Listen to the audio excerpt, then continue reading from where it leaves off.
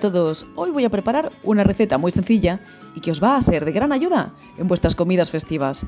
Unas tartaletas sin gluten, que además no llevan ni huevos ni lácteos, por lo que son aptas también para quienes lleváis una dieta vegana. Estas tartaletas sin gluten tienen un sabor y una textura perfectas, y se preparan, como vais a ver, de forma muy fácil y con ingredientes sencillos.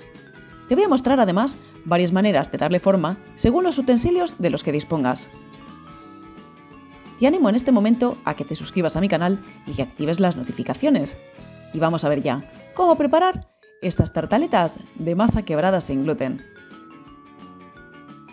Comenzamos mezclando los ingredientes secos. Esto que tengo aquí es harina de sorgo. Si no dispones de ella, puedes emplear harina de arroz. Eso sí, si empleas harina de arroz, debe ser muy fina. Voy a añadir harina de garbanzo. Si no dispones de ella, añade más almidón de maíz. Y voy a añadir también el almidón de maíz.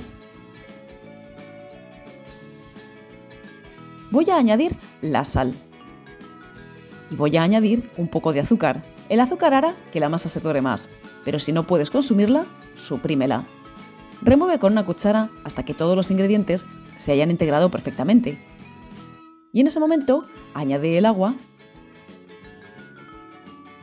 y el aceite. Yo lo voy a añadir de girasol, ya que tiene un sabor neutro, pero puedes añadirlo de oliva si prefieres. Mezcla igualmente con una cuchara para que se hidraten los ingredientes secos. Y termina de mezclar con la mano. No se trata de amasar, pero sí de procurar que la masa sea lo más homogénea posible. Una vez que la tengas, forma una bola con ella.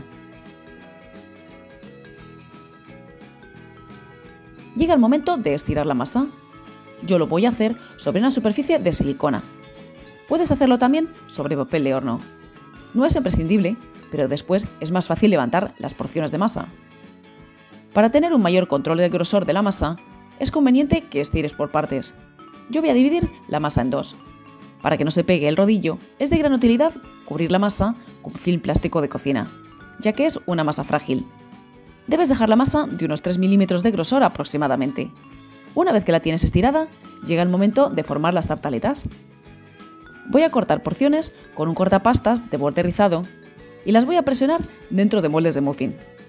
Los míos son de silicona, pero metálicos sirven igual. Tal como he comentado, voy a cortar porciones y las voy a levantar con mucho cuidado. Es una masa quebradiza, como su propio nombre indica. No tiene ningún tipo de elasticidad, así que lleva cuidado. Toma una porción y céntrala lo mejor posible dentro de un moldecito. Ahora ve presionando los bordes con mucho cuidado y mucho cariño. No presiones todavía el centro para no romper la masa. Ve presionando y centrando la masa.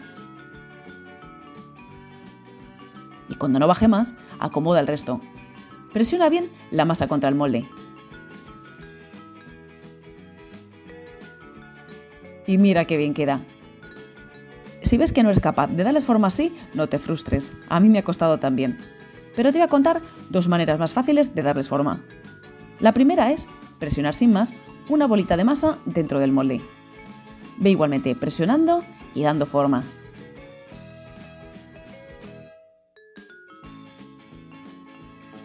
Y fíjate, queda estupendo también. Otro modo de darles forma.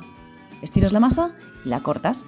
La colocas sobre una bandeja de horno cubierta con papel de hornear, cubres con film plástico de cocina y presionas ligeramente con una mano de mortero o con un bote de especias. Con cuidado, eso sí, que si no la masa se abre por los bordes. Puedes pinchar el centro si quieres con un tenedor.